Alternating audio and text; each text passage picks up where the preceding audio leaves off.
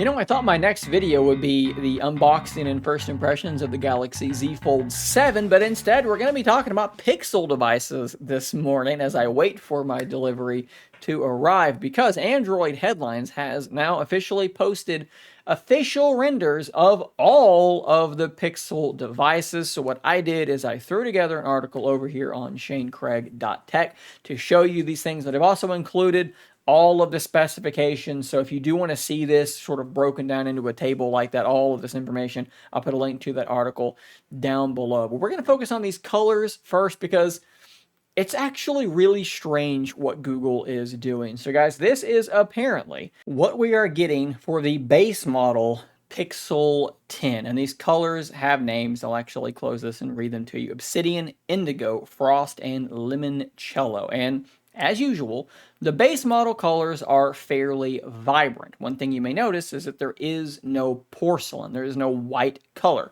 You do still have obsidian, but this is as close as you're going to get to white. It is frost. I think it has maybe just a slight, tiny hint towards blue. I'm not exactly sure. It looks fairly white, but it's not porcelain, so there is some difference there.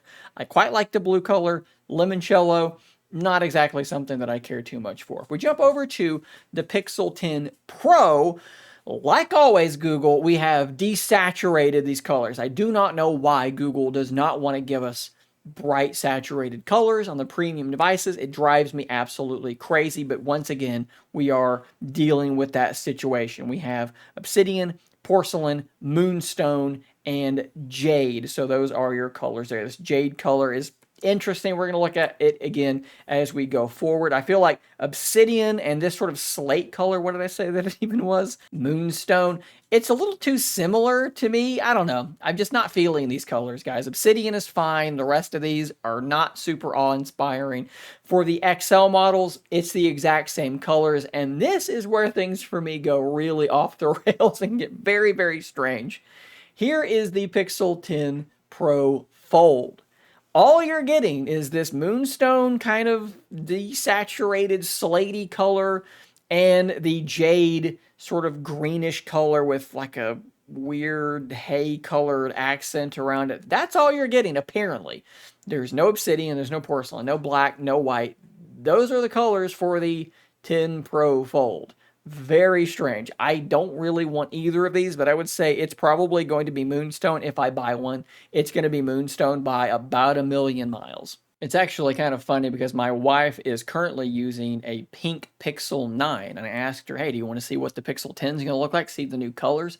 She was excited, and it was like, yeah, I show her the colors, and she immediately said, oh, there's no pink model anymore? Where did the pink go? She really likes her bright, saturated pink Pixel, so now she'd have to go with maybe blue or limoncello. And if she wanted a Pro model, there is just nothing fun at all. There's no pink, there's no blue. It is just these desaturated colors. And while I do applaud Google for doing something different with their colors on the Fold model, you've got to at least give us one of the normal colors. White or black absolutely have to still be an option for that phone. I mean, look, I bought a pink Z Fold 6. I bought the blue Z Fold 7. So I'm cool with different colors. I wish that they weren't these colors, but you gotta give us the normal colors as well. It's a very strange set of decisions that Google has made with their colors.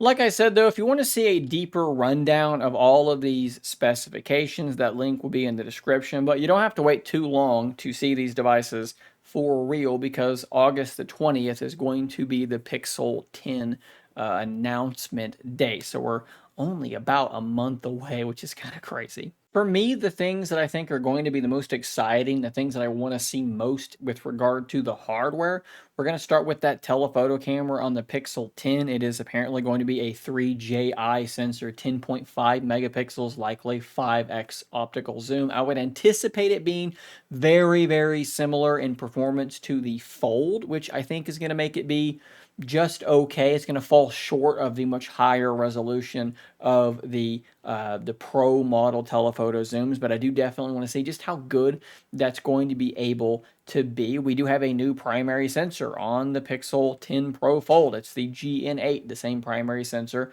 as the Pixel 9a. It's getting a little bit smaller, so is that going to be as good as last year? Maybe. Maybe they use that extra space to increase the battery size. It's now 5,015 milliamp hours. And with the Tensor G5 being a 3 nanometer process, maybe that's going to make this thing so efficient with a battery that large. The battery life's going to be really, really good. It could be competitive with devices like the Oppo Find N5, which have much larger batteries. It's already not that far off. So with that big of a battery and hopefully a much more efficient processor, that could be really interesting to see as well. What else do we have here? How about the weight of the Pixel 10 Pro Fold? Bigger battery? Is it going to be able to get lighter? It's like 257 grams currently. Z Fold 7 is 215 grams. That is a huge, huge gap. We don't think it's getting any slimmer. Dimensions aren't really changing. Can they make the device weigh less at the same time? I don't know. That's something I'm definitely interested to see. Regardless though, guys, August 20th is the date. We now have a pretty good idea of what the colors are going to be like. We know most of the specs, it seems like, as well. The software features are going to have to carry the day for Google, which I don't think is particularly surprising to anybody. Let me know your thoughts on those colors down below. Do any of them jump out to you as an instant buy, or are you like me looking at these colors and thinking, I don't really like any of them all that much? Where are the vibrant colors? Where are the blues and the pinks? Or maybe a red, something cool like that. Maybe you're like me. Let me know, like I said, in those comments down below. Thanks for watching. Subscribe for more content like this, and until next time, stay nerdy, my friends.